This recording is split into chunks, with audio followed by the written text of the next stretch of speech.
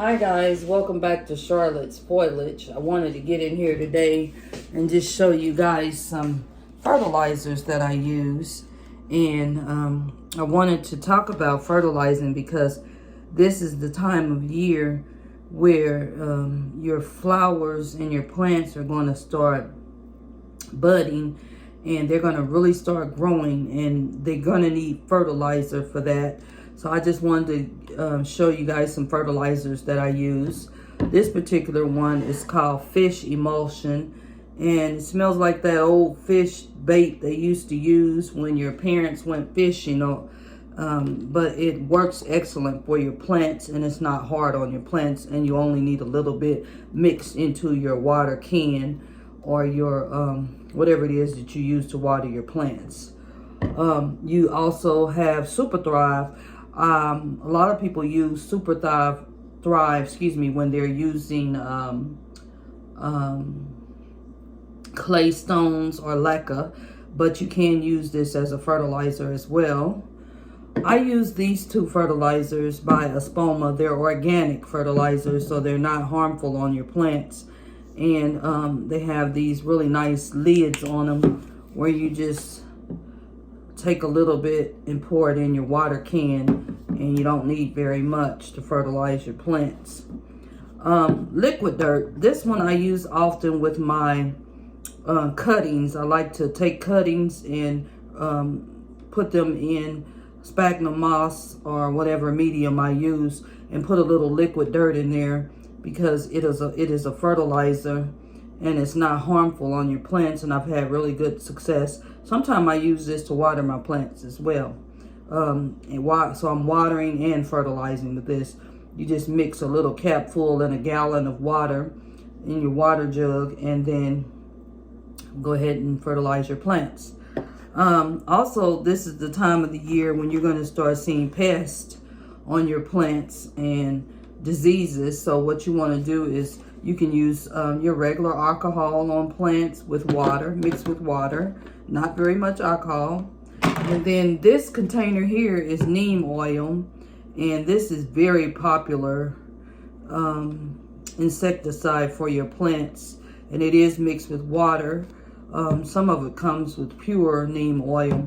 I just use this and spray on the plants, and it gets rid of pests on your plants. And then sometimes your plants, you'll start noticing that there's very little browning on your leaves, but you start seeing a bunch of yellow leaves dropping.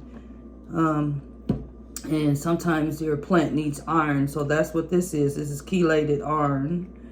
And this, if you're trying to stimulate the roots on your plant and you've taken some cuttings and you want to make sure that your plant has calloused over, and then you want to stimulate growth, I use this root hormone. I got this from my local Home Depot. So this is just a time where things are springing up and your plants are going to start really growing, and they're going to need fertilizers. So I just wanted to get in here and show you guys some fertilizers that I use. This video is not sponsored by any particular company. You can get these products at Amazon or at your local eBay or Walmart or any stores that carry them, or your local nurseries.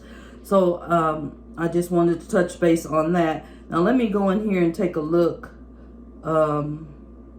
at some of the plants that you guys have recently seen, but just let you know how they're doing. Okay, I have a couple of here in my greenhouse.